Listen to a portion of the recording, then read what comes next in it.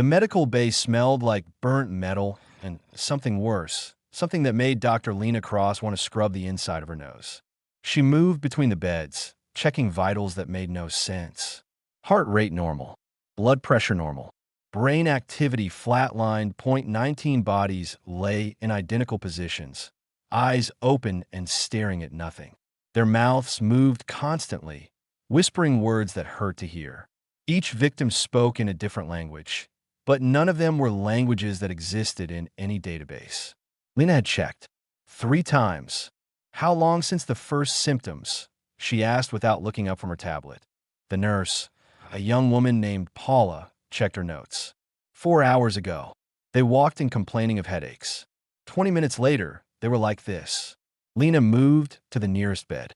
The patient was a cargo handler named Mr. Webb, 42 years old, no prior medical conditions. His lips moved rapidly, forming sounds that seemed to fold in on themselves.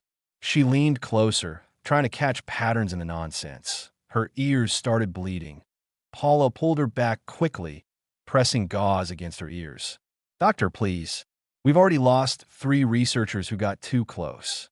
Lena pushed the gauze away and wiped the blood on her coat. "Show me the scans again." The holographic display flickered to life above the central table. 19 brains, shown in perfect detail. They looked completely normal. No lesions, no abnormal growths, no signs of infection or trauma. But every single consciousness meter read 0. These people were empty shells, their minds scooped out and replaced with something else. "This is the 12th world," Lena said quietly. 12 worlds in 6 weeks. For different species. Nothing connects them except the symptoms.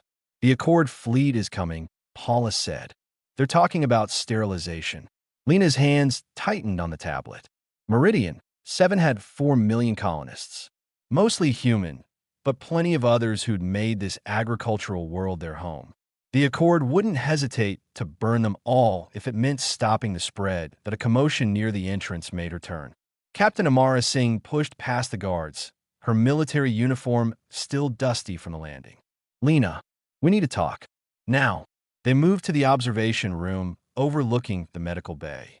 Through the glass, Lena could see the victims continuing their endless whispering. 36 hours, Amara said without preamble. "That's how long until the sterilization fleet arrives. They're not taking chances this time. We can evacuate." "Where?" Amara's voice was harsh. "The plague follows. Every evacuation ship from the last 3 worlds carried it to the next system. We don't even know how it spreads. Could be air, water, physical contact, or something we can't detect." Lena stared at the victims below. 19 now. By morning, there would be more. The progression was always the same. It started slowly, a handful of cases. Then it accelerated, doubling every few hours until entire cities fell silent. Millions of mouths whispering in languages that shouldn't exist. "There's a pattern," she said suddenly, "in what they're saying. I heard it before my ears started bleeding." Amara frowned. "Pattern? It's gibberish." "No, it's mathematics. Complex mathematics wrapped in sound." Lena pulled up her analysis on the tablet. "See these waveforms? They repeat in fractals. Each victim speaks a different piece of the same equation."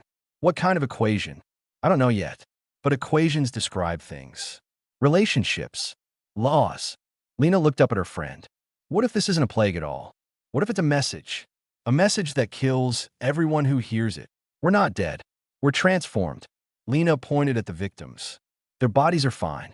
It's only their minds that changed. Something overwrote their consciousness with this pattern." Amara crossed her arms. "That's not better, Lena. That's worse." A new alarm blared through the medical bay. Paula's voice came over the intercom. "Dr. Cross, we have 17 new admissions. They're all showing the same symptoms. 17 more." The acceleration had begun. Lena made a decision that surprised even herself. "I need concentrated samples from all the victims. Blood, saliva, cerebrospinal fluid if you can get it safely. What are you planning? If it's a message, someone needs to hear it completely. Someone needs to understand what it's trying to say." Amara grabbed her arm. "You're talking about exposing yourself. Lena, you've seen what happens. I've also seen that I'm running out of time to find answers. Lena pulled away gently. Every other approach has failed. Quarantine doesn't work. Medications don't work. Quantum scanning shows nothing unusual. This thing exists in a dimension we can barely detect. So your solution is to let it take you. My solution is to meet it halfway. Lena headed for the door. I'll work in the shielded lab. Full isolation protocol. If I start showing symptoms, you seal it and don't open it again. Lena, 36 hours, Amara. That's all we have. I'm not going to waste them being cautious. 3 hours later, Lena sat alone in the shielded laboratory. Through the triple-pane window, she could see Amara and Paula watching from the observation room. The concentrated samples sat in a containment field in front of her, dark and viscous. She'd recorded a message for her sister back on Earth. She'd updated her will. She'd written down every observation and theory she had about the plague. Now there was nothing left but the work itself. Lena deactivated the containment field. The darkness moved like liquid, flowing across the table toward her gloved hands. She'd expected it to be cold, but it was warm, almost body temperature. It touched her skin through a microscopic tear in the glove she hadn't noticed. The pain was immediate and absolute. Her vision split into fragments. She saw the lab and somewhere else simultaneously, a vast empty space where light moved wrong and sound had texture. Her ears bled again, but this time she didn't pull away from the whispers. She leaned into them, listening with every part of her being. The mathematics became clear. Not numbers, but relationships. Connections between things that shouldn't be able to connect. Dimensions folding through each other like paper through water. Lena opened her mouth to call for help, but what came out wasn't her voice. It was deeper, older, resonant with harmonics that made the lab equipment vibrate in sympathy. Through the window, she saw Amara reach for the emergency seal.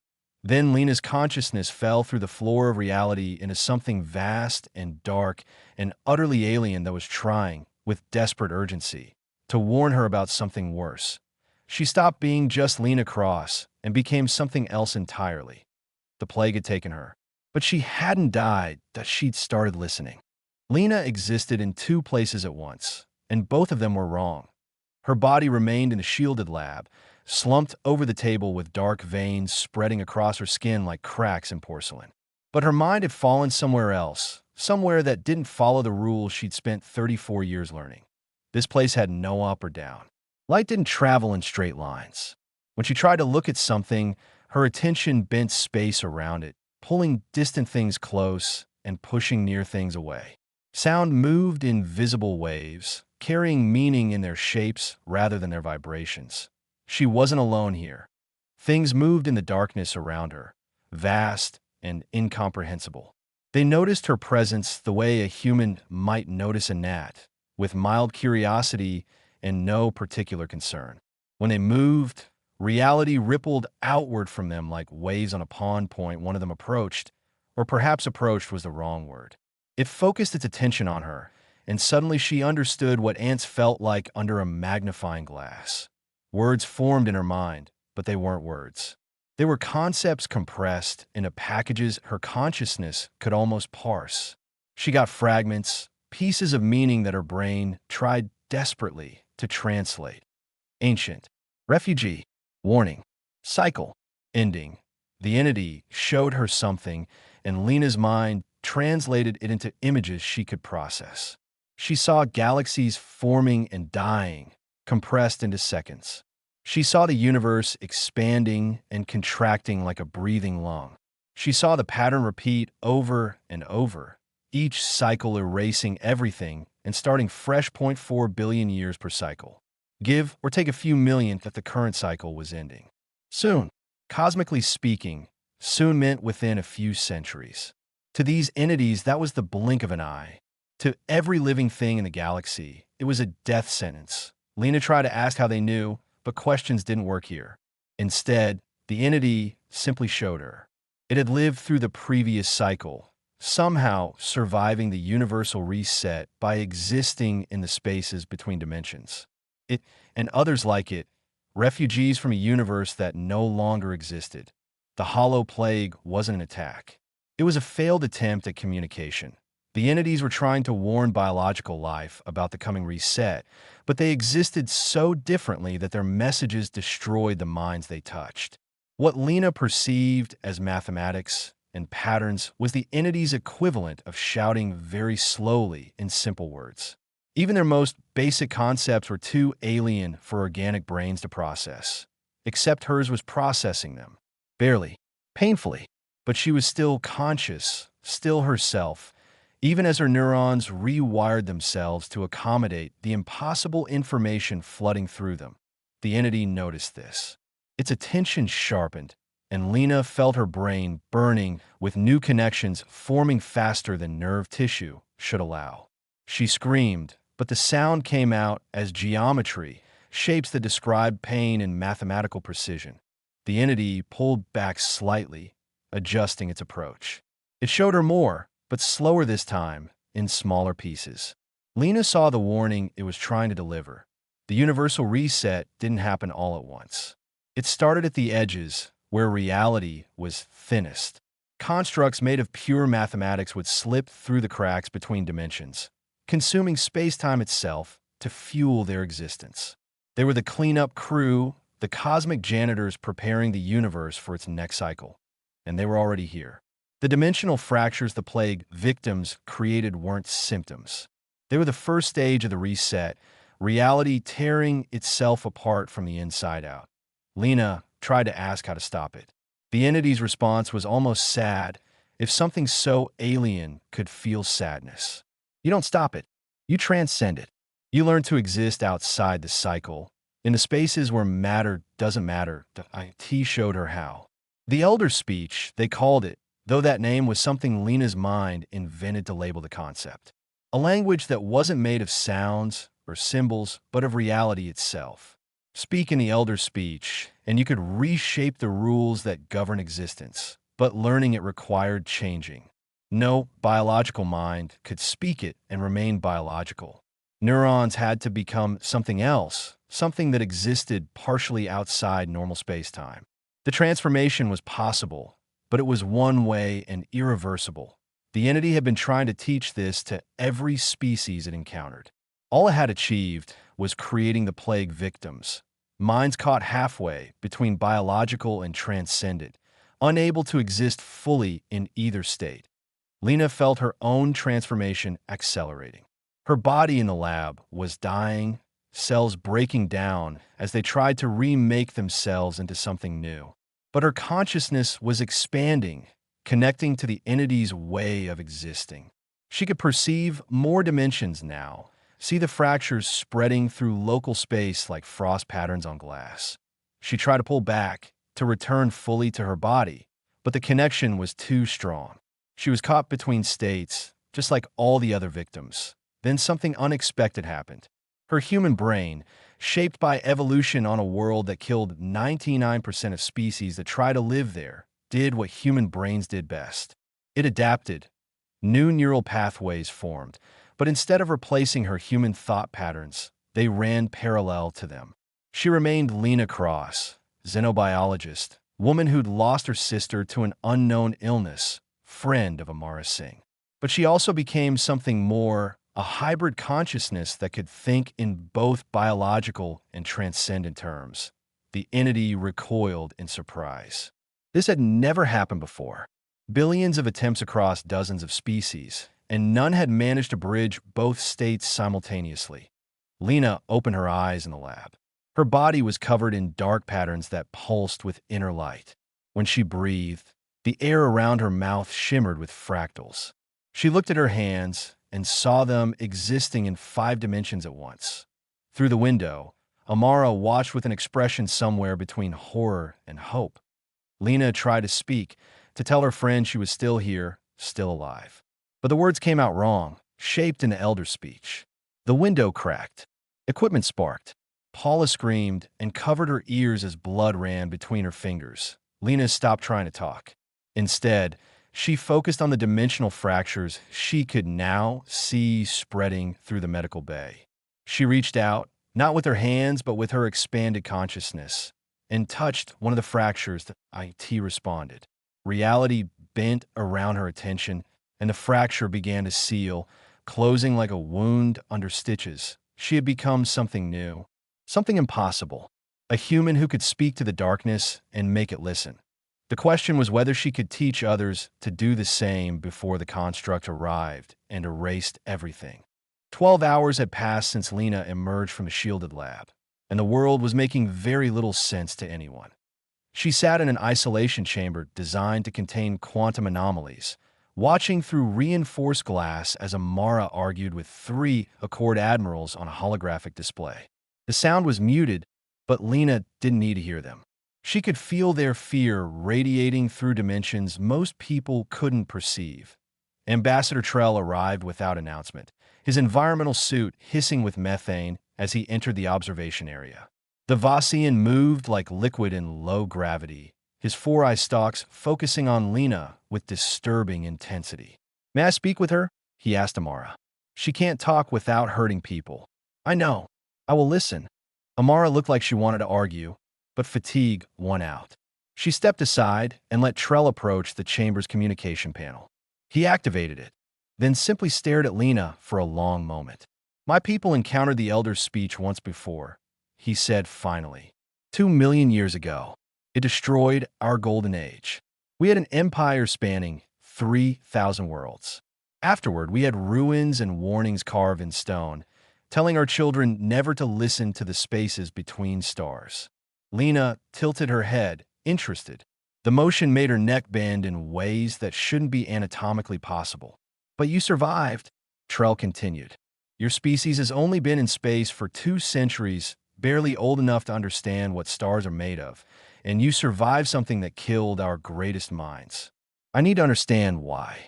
Lena considered trying to speak again, but she remembered what happened last time. Instead, she stood and pressed her hand against the reinforced glass.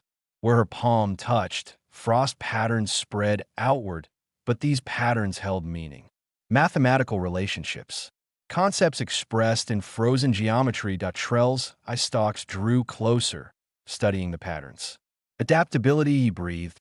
"Your neural structure is still changing, still growing. Most species' brains finish development and then maintain that configuration for life. But humans never stopped evolving, even after they left the caves." Lena nodded. She drew more patterns in the frost. Images of Earth, that violent, chaotic world where ice ages alternated with volcanic epochs, where continents collided and species went extinct every few million years. Humans had evolved in constant crisis, developing brains that could rewire themselves on the fly to deal with new problems. The entities in the void hadn't counted on that. They tried their communication with thousands of species, all of whom had evolved on stable worlds with consistent environments.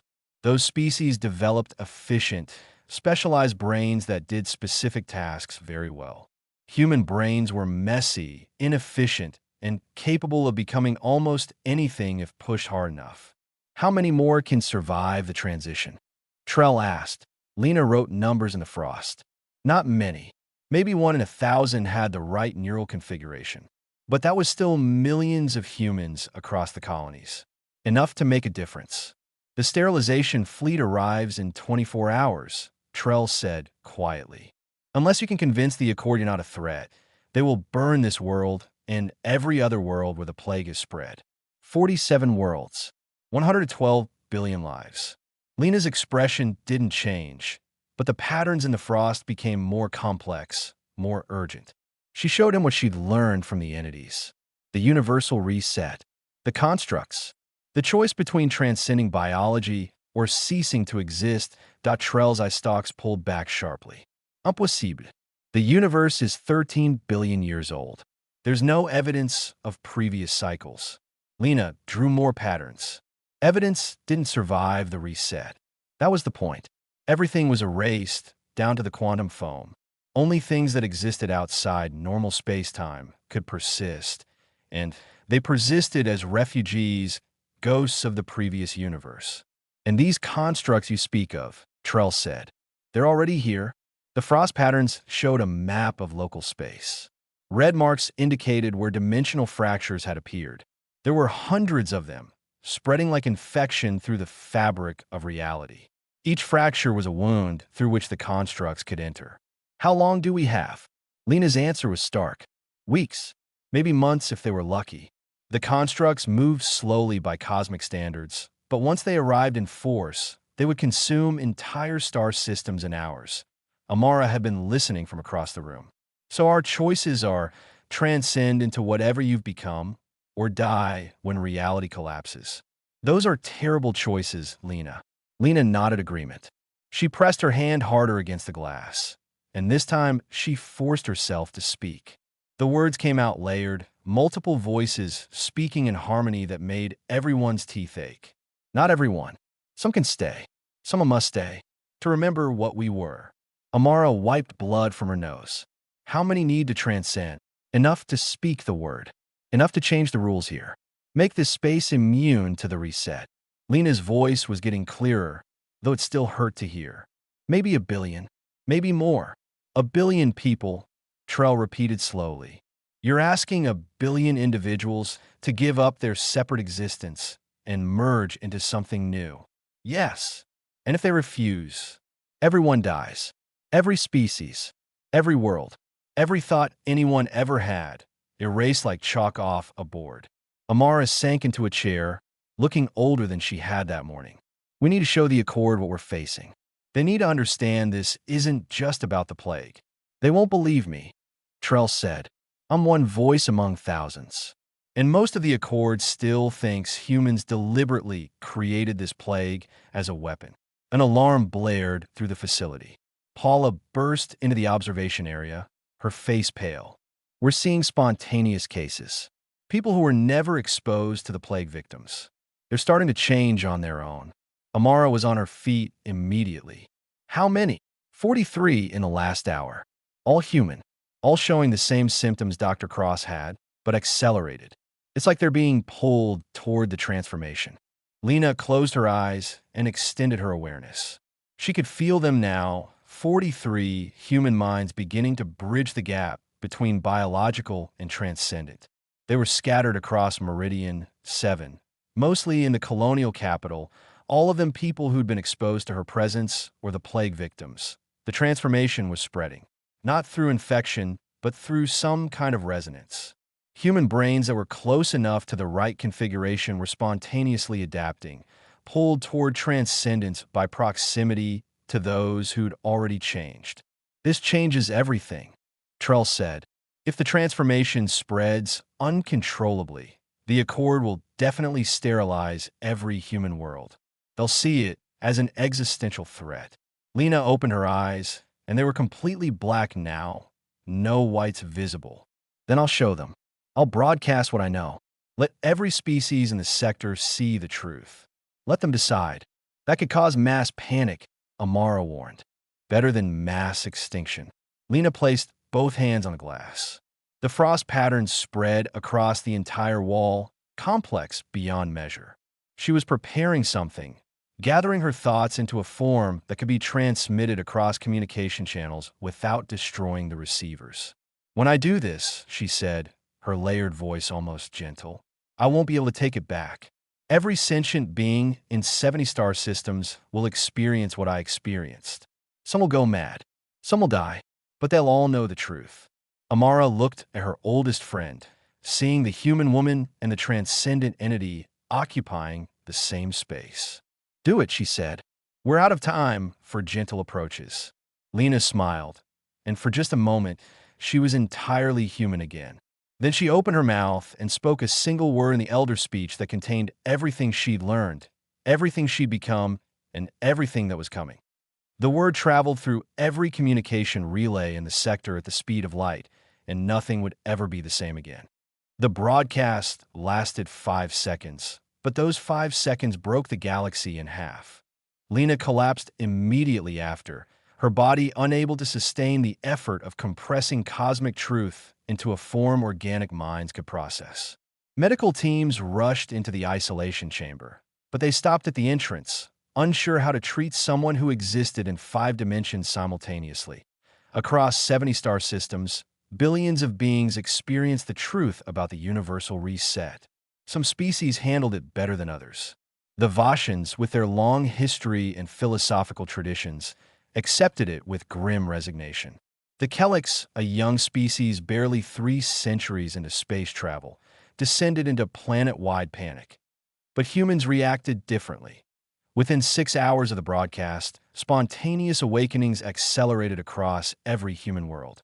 What had been 43 cases became 4,000, then 40,000, then more. Something about experiencing the truth directly, seeing the void through Lena's memory, triggered the transformation in people whose brains were ready for it. Amara watched the reports flood in, each one more alarming than the last. "We're losing control of the narrative," she said to Trell. "Half the Accord thinks we engineered this as a takeover bid. The other half is demanding we be quarantined before we spread it to their species." "Can it spread to other species?" Trell asked. "We don't know. So far, only humans have survived the transition." In the isolation chamber, Lena stirred. Her eyes opened, still completely black, but now with stars visible in their depths. Small stars, like someone had captured whole galaxies and compressed them into eyeballs. "Other species can't adapt," she said, her voice clearer now. "Their brains are too specialized, too efficient. Humans are the only ones messy enough to bridge both states." A new figure appeared on the holographic display. Admiral Graves, commander of the sterilization fleet, his face set in hard lines. "Dr. Cross, your broadcast constitutes an act of war against the Accord. You've caused widespread panic and possibly permanent psychological damage to billions. I'm authorized to neutralize the threat by any means necessary." "The threat isn't me," Lena said calmly. "The threat is coming whether you burn us or not. I just gave everyone a chance to prepare." "Prepare how?" "By becoming monsters. By evolving. By surviving. By doing what humans have always done when faced with extinction: adapt or die." Graves leaned forward. "If humans are the only species that can survive this transcendence, then you're asking the rest of the galaxy to watch while you become gods. You're asking us to trust that you'll remain benevolent. History suggests that's a poor bet." Trell intervened. "Admiral, I've studied the Vossian records.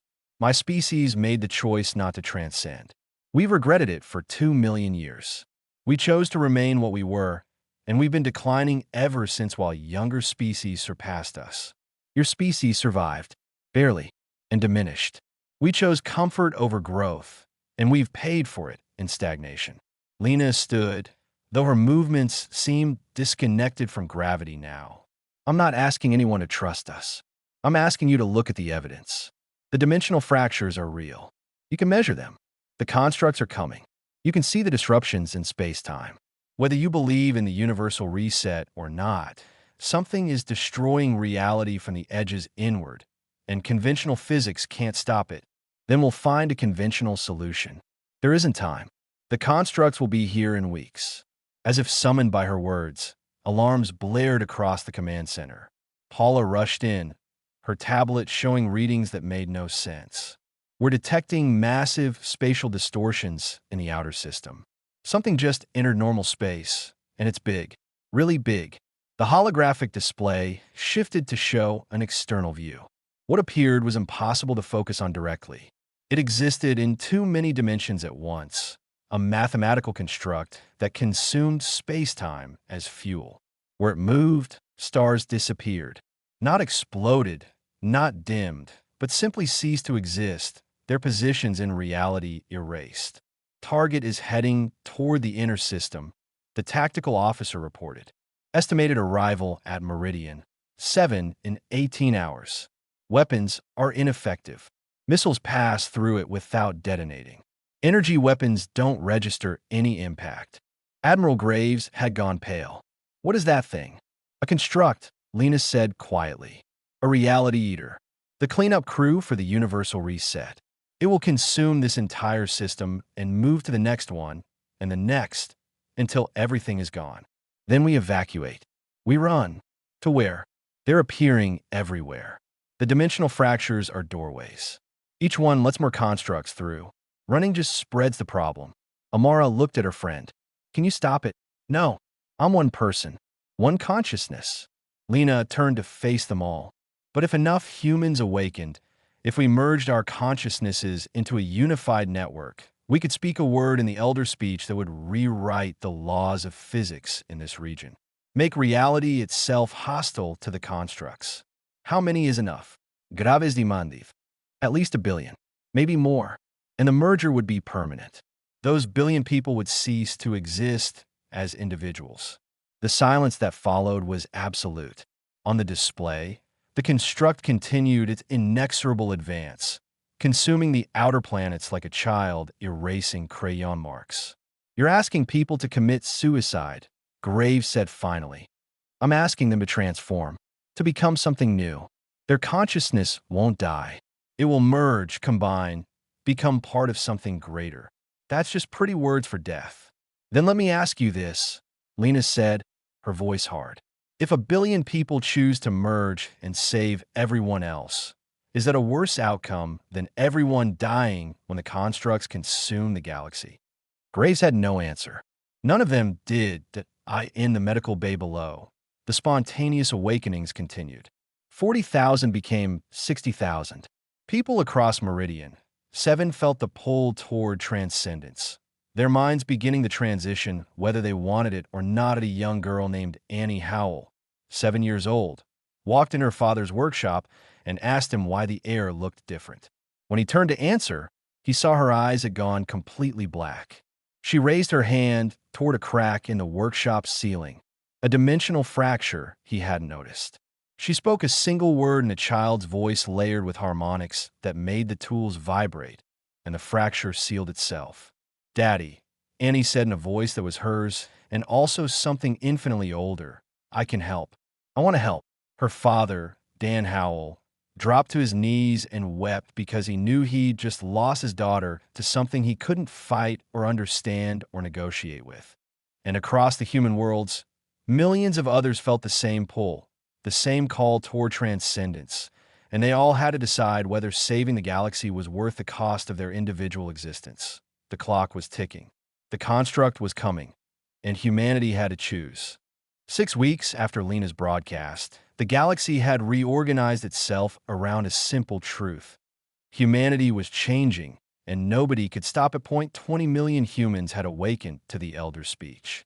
They organized themselves into collectives they called speech choirs, groups of awakened minds that could work together to manipulate reality on scales that terrified everyone else. They sealed dimensional fractures across 17 systems. They held back the constructs with words that reshaped space-time itself. But they were losing their individuality. Amara stood in what used to be Meridian 7's Colonial Assembly Hall, now converted into a coordination center for the awakened. Hundreds of people sat in concentric circles, their eyes black as void, speaking in perfect synchronization. Their voices layered into complex harmonics that made the air shimmer with mathematical precision. She recognized some of them. Teachers, merchants, farmers. People she'd known. Now, they spoke as one voice, thought as one mind, existed as one distributed consciousness. Is Lena here? Amara asked. We are all Lena. The choir responded in perfect unison. We are all ourselves and each other. The boundaries between us have become permeable. I need to talk to my friend. The person I knew. Is she still in there somewhere? The choir was silent for a moment. Then a woman in the front row stood and walked toward Amara. When she spoke, it was with Lena's inflection, her mannerisms, but the voice still carried those impossible harmonics. I'm here, Amara, but I'm also everywhere the awakened are. I exist in 20 million minds simultaneously. I'm still Lena Cross, but I'm also so much more. Do you remember who you were before? Every moment, every conversation we had, every choice I made. But those memories are mixed with millions of others now. I remember being Annie Howell, speaking my first word in the elder speech. I remember being an old man on Earth, choosing to awaken because he wanted his death to mean something. I remember being you, watching me change, terrified of losing your friend. Amara took a step back. You're in my head. No, but I know you. Your patterns, your thoughts, your fears. We've been friends for 12 years. I don't need to read your mind to understand what you're feeling. The construct had been stopped at the system's edge by a speech choir of 5,000 awakened humans. They'd spoken a barrier into existence, a wall of altered physics that the construct couldn't penetrate. But it was a temporary measure. More constructs were arriving every day, and there were only so many speech choirs. "We need 1 billion volunteers," Lena said. "That's the minimum for the word. The reality rewrite that will make this entire region of space immune to the universal reset. You're asking people to stop being individuals, to merge permanently." "Yes, that's death, Lena. Whatever you want to call it. Asking someone to give up their separate existence is asking them to die." The Lena fragment smiled sadly. "Is it? The consciousness continues. The memories persist. Nothing is lost except the illusion of separation. We're all connected already, Amara. Every conversation you have changes your neural patterns. Every person you love leaves an imprint on your mind. The merger just makes that connection complete. It's not the same. No, it's not." Ambassador Trell entered the hall, his environmental suit showing signs of hasty repair. He'd tried to awaken himself, using forbidden Vossian technology to force his neural structure to adapt. It had almost killed him. His body had rejected the changes, but his mind had caught glimpses of the Elder's speech before the transformation failed. "Earth has responded to your call," he said without preamble. 1.3 billion volunteers. They're being transported to convergence points across human space. Amara felt her stomach drop. That many? That quickly? "Humanity has always been good at desperate measures," Trell said. "When faced with extinction, they choose to fight, even if the fight means becoming something else." "Not all of them volunteered," Lena said quietly. "Some are pressured. Some are drafted. Some are children who don't understand what they're agreeing to. Are you going to refuse them?" "No. We need the numbers. But I won't pretend this is entirely noble. War never is. On Earth, massive transport ships loaded with volunteers departed every hour. Most were elderly, people who'd lived full lives and chose to end them in transcendence rather than quiet retirement.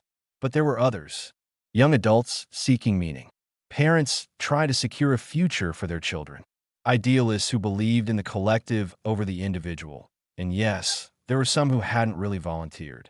Criminals offered awakening instead of imprisonment. Soldiers ordered to report for transformation. People pressured by communities that saw refusal as cowardice. Dan Howell had brought Annie to the coordination center 3 days ago. His daughter was 7 years old and already part of the speech choir, her individual consciousness merging with 300 others to hold a dimensional fracture closed near the agricultural zones. "Will she remember me?" he'd asked Lena. "Yes. All the awakened remember everyone they loved. But the memories will be shared among millions. Your daughter's experiences will become part of the collective's experiences. So I'll lose her. You'll transform your relationship with her. She won't call you daddy anymore, but she'll still love you. The collective loves everyone the individuals loved." Dan had cried then, and Lena had let him because there was nothing else to do. This was the price. This was what survival cost. The convergence points were ready. 1.3 billion humans gathered across 17 worlds, prepared to merge into a single unified consciousness.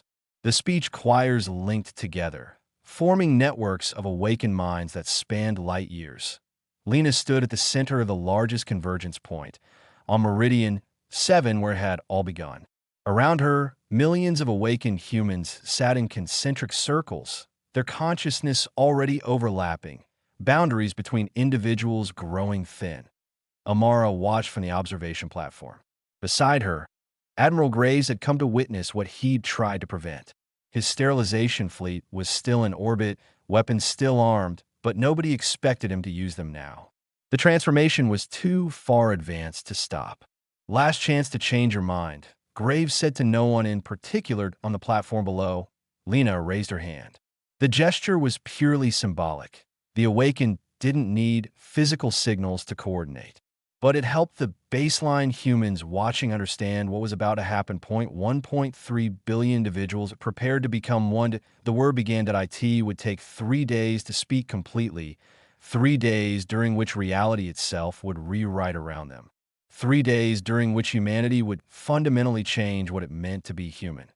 Amara watched her best friend begin the transformation and whispered a goodbye that would never be heard. The cosmic reset was coming, but humanity was ready to meet it on their own terms. The word took 3 days to speak completely, and during those 3 days, reality bent. Amara stayed on Meridian 7 for all 72 hours, watching through observation windows as 1.3 billion people ceased to exist as individuals and became something else. The transformation was beautiful and terrible in equal measure. The awakened sat motionless, but the space around them rippled with visible distortions. Light curved in impossible directions. Gravity fluctuated. Time itself seemed to stutter, moments repeating or skipping forward at random. Instruments measured things that shouldn't exist. Negative mass, imaginary temperature, probability values exceeding 100%, but on the second day, the constructs attempted to breach the convergence points.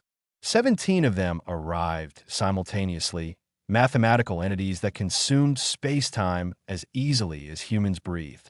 They approached the awakened, and the word pushed back.